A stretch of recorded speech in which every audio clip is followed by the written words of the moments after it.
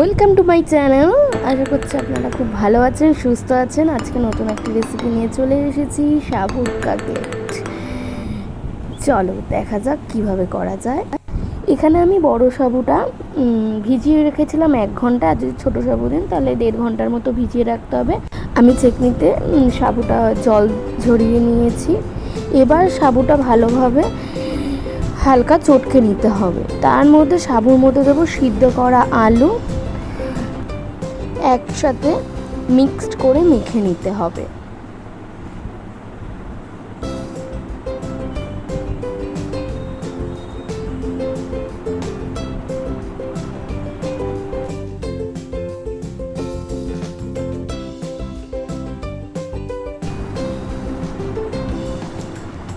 তার মধ্যে অল্প পরিমাণ নুন দিতে হবে। আমি এখানে লাল নুন ব্যবহার করেছি, আপনারা সাদা নুনও ব্যবহার করতে পারেন। আর অল্প পরিমাণ হলুদ গুঁড়ো দিয়ে দিতে হবে। দিয়ে ভালো করে মেখে নিতে হবে সব কিছু দিয়ে। তার মধ্যে আমি দেব কাঁচা লঙ্কা কুচি আর আদা কুচি আর চিনি দিয়ে দেবো এর মধ্যে। আমরা এখন দিচ্ছি গোটা ধনে আর শুকনো লঙ্কাটা আমি হালকা কড়াইতে ভেজে নিয়েছিলাম, খালি কড়াইতে।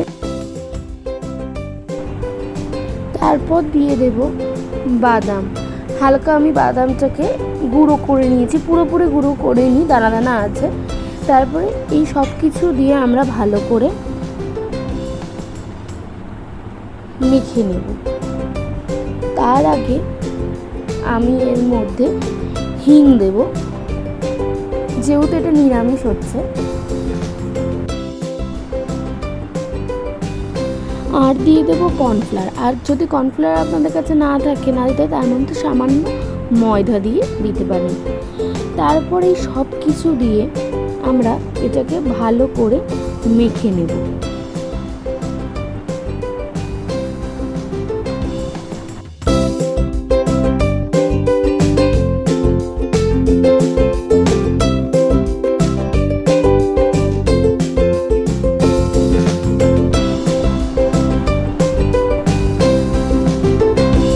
সামান্য পরিমাণ উপর থেকে একটু জল দিয়ে হালকা করে দিয়ে দেব।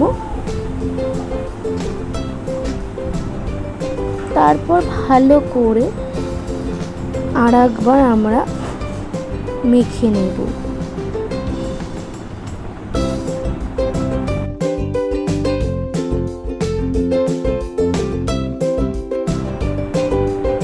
আমার এখানে মাখা প্রায় কমপ্লিট হয়ে গেছে। এরপর আমি ভালো করে কাটলেটের আকারে আকৃতিটা করে নেব।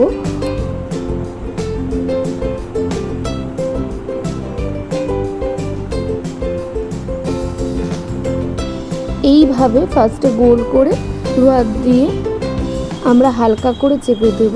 বেশি প্রেসার করব না, তাহলে এটা ফেটে যেতে পারে।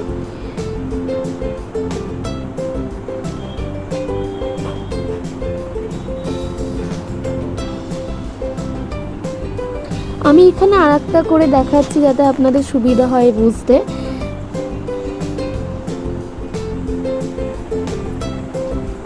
এইভাবে আমরা প্রত্যেকটা করে নেব।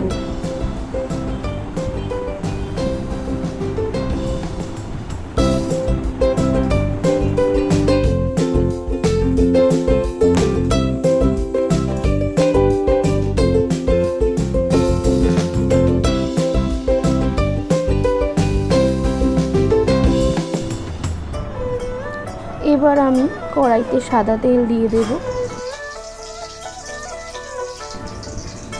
তেলটা গরম হয়ে গেছে, এর মধ্যে আমরা সামান্য হিং দিয়ে দেব। হিংটা তেলের সাথে যাতে মিক্সড হয়ে যায়, এর জন্য আমি একটু হালকা নাড়াচাড়া করে নেব তেলটা। এরপর আমরা এক এক করে কাটলেটগুলো ভেজে নেব।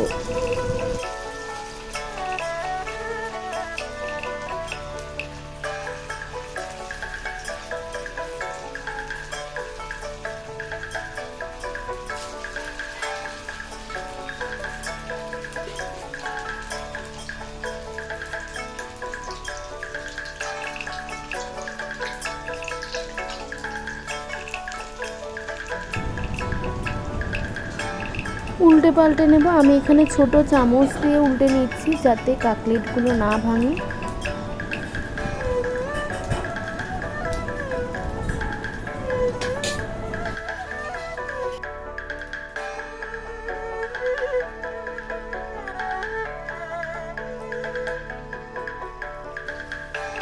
এইভাবে আমরা প্রত্যেকটা কাটলেট ভেজে নেব।